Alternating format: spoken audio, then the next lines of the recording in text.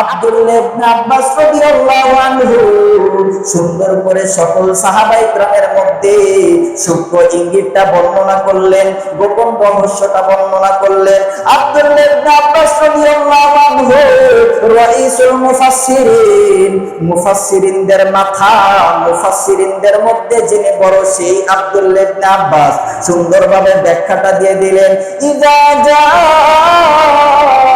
নাসরুল্লাহি ওয়াল ফাত, এটার দ্বারা আল্লাহ রাব্বুল আলামিন সূক্ষ্ম একটা ইঙ্গিত দিয়ে জানিয়ে দিয়েছে আপনার আমার নবী, বিশ্ব নবী, সরওয়ারে কায়নাত বিশ্ব নবী জনাবে মুহাম্মদুর রাসূলুল্লাহ সাল্লাল্লাহু আলাইহি সাল্লামের ইন্তেকাল নিকটবর্তী হয়ে গেছে। জোরে কোন আল্লাহু আকবার। সূরাটার নাম হচ্ছে সূরাতুন নাসর, সূরাতুন নাসরি মাদানিয়া। এই সূরাটা মদিনায় অবতীর্ণ হয়েছে, নাজিল হয়েছে। আল্লাহ রাব্বুল আলামিন মদিনায় নাজিল করেছেন। আল্লাহ রাব্বুল আলামিন যে সমস্ত সূরাগুলা নাজিল করেছেন, অনেক সূরা আছে মানুষের যে সময় যে দরকার হয়েছে ওই দরকার অনুযায়ী আল্লাহ রাব্বুল আলামিন বিভিন্ন আয়াত নাজিল করে সমাধান দিয়েছেন। তো এই সূরাতুন নাসর, এই সূরাটা অর্থাৎ ইযা জা নাসরুল্লাহি ওয়াল ফাত, এই সূরাটা আল্লাহ রাব্বুল আলামিন একেবারে একসাথে নাজিল করেছেন। সুবহানাল্লাহ বলেন। সম্মানিত মুসল্লিন ইকরাম, এই সূরাটা মাদানী সূরা, অর্থাৎ এই সূরাটা মদিনায় নাজিল হয়েছে। এই সূরাটা 110 নম্বর সূরা। তো এই সূরার মধ্যে আল্লাহ রাব্বুল আলামিন খুব সূক্ষ্ম গোপন একটা রহস্য লুকিয়ে রেখেছেন। সেটা হচ্ছে আপনার আমার নবী সরওয়ারে কায়নাত বিশ্ব নবী জনাবে মুহাম্মদুর রাসূলুল্লাহ সাল্লাল্লাহু আলাইহি সাল্লামের ইন্তেকাল যে নিকটবর্তী, এটার একটা সূক্ষ্ম ইঙ্গিত, গোপন একটা ইঙ্গিত আল্লাহ রাব্বুল আলামিন এই সূরার মধ্যে দিয়েছেন। সম্মানিত মুসল্লিন ইকরাম, এই সূরার অর্থ আল্লাহ রাব্বুল আলামিন বলছেন ইযা জা নাসরুল্লাহি ওয়াল ফাত, যখন আল্লাহর সাহায্য এবং বিজয় আসবে, আপনি নবী দেখবেন যে দলে দলে ঢলে ঢলে মানুষ ইসলামের ভিতরে দাখিল হচ্ছে। আল্লাহু আকবার। আল্লাহ রাব্বুল আলামিন বলছেন যখন বিজয় আসবে, বিজয় আসবে, বিশাল একটা বিজয় আসবে। যখন বিজয় আসবে ওই সময় আপনি দেখবেন মানুষ দলে দলে ঢলে ঢলে আল্লাহ রাব্বুল আলামিনের দ্বীন ইসলামের ভিতরে দাখিল হচ্ছেন। আর যখন আপনি এই দলে দলে ঢলে ঢলে মানুষদেরকে ইসলামের মধ্যে দীক্ষিত হতে দেখবেন, ওই সময় আপনি আল্লাহ রাব্বুল আলামিনের কাছে ইস্তেগফার করেন, আল্লাহ রাব্বুল আলামিনের গুণগান বর্ণনা করেন। সুবহানাল্লাহ বলেন।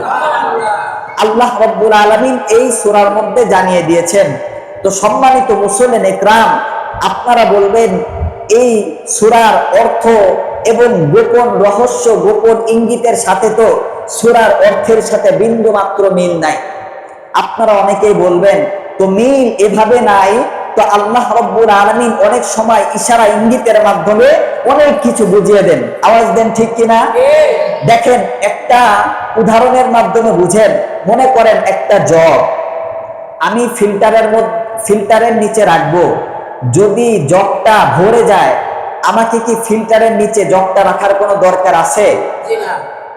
আমার যদি জগটা ভরে যায়, আমার আর দরকার নেই ফিল্টারের নিচে জগটা রাখার। ঠিক এমনই ভাবে আল্লাহ রাব্বুল আলামিন সূরাতুন নাসরের মধ্যে একটা বিজয়ের ইঙ্গিত দিয়েছেন। তো বিজয়টা হচ্ছে মক্কা বিজয়। মক্কা বিজয় হয়ে গিয়েছে। তো আল্লাহ রাব্বুল আলামিন নবীজি সাল্লাল্লাহু আলাইহি সাল্লামকে দুনিয়ার মধ্যে আগমনের একটা উদ্দেশ্য ছিল। উদ্দেশ্যটা হচ্ছে ইসলাম বিজয় হবে, ইসলামের জয় জয়কার হবে। আওয়াজ দেন ঠিক কিনা? আল্লাহ রাব্বুল আলামিনের উদ্দেশ্য যে নবীজিকে দুনিয়াতে আগমন ঘটিয়ে নবীজির মাধ্যমে ইসলামের একটা বিজয় আসবে। তো যখন মক্কা বিজয় হয়ে গেল, তো ইসলাম তো একেবারে জয় জয়কার, ইসলাম বিজয় হয়ে গিয়েছে। তো নবীজির উদ্দেশ্য, আল্লাহর উদ্দেশ্য তো সাকসেস হয়ে গিয়েছে। নবীজিকে দুনিয়াতে আগমন ঘটানোর যে উদ্দেশ্যটা ইসলামের বিজয় হওয়া, ইসলাম তো বিজয় হয়ে গিয়েছে। এখন তো আর নবীকে রাখার তো আর কোনো দরকার নাই। নবীকে রাখার আর কোনো দরকার আছে? ইসলাম তো বিজয় হয়ে গিয়েছে। আল্লাহ রাব্বুল আলামিন এই সূরাটা নাজিল করে দিয়ে সূক্ষ্ম একটা ইঙ্গিত দিয়ে জানিয়ে দিয়েছে, গোপন একটা রহস্য আল্লাহ রাব্বুল আলামিন বর্ণনা করেছেন যে আমার নবীকে আমি দুনিয়াতে আগমন ঘটিয়েছি, আমার উদ্দেশ্য ছিল ইসলামের বিজয় হবে, ইসলামের জয় জয়কার হবে, আল্লাহর গুণগান বর্ণনা হবে, সারা দুনিয়ার মানুষ ইসলামের ভিতরে দাখিল হবে। এটা তো হয়ে গেছে। আমার রসুলের দ্বারা আমার যে উদ্দেশ্য ছিল এই উদ্দেশ্য তো সাকসেস। এখন আমার রসুলকে দুনিয়াতে রাখার আর কোনো দরকার নাই।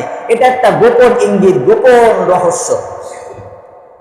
সম্মানিত মুসল্লিন ইকরাম, তো সূরাতুন নাসর এটার ভিতরে আল্লাহ রাব্বুল আলামিন একটা ইঙ্গিত দিয়েছেন। ইঙ্গিতটা হচ্ছে আল্লাহ রাসূল সাল্লাল্লাহু আলাইহি ওয়াসাল্লামের যে ইন্তেকালটা নিকটবর্তী হয়ে গেছে, ইন্তেকালের নিকটবর্তীর একটা সংবাদ এই সূরার মধ্যে গোপন একটা ইঙ্গিত রয়েছে। সম্মানিত মুসল্লিন ইকরাম, এরপর আল্লাহ রাব্বুল আলামিন এই সূরাটা নাজিল হইল, অবতীর্ণ হইল। আল্লাহ রাসূল সাল্লাল্লাহু আলাইহি সাল্লাম 80 দিন দুনিয়াতে ছিলেন, আর এক বর্ণনায় 90 দিন দুনিয়াতে নবীজি সাল্লাল্লাহু আলাইহি সাল্লাম ছিলেন।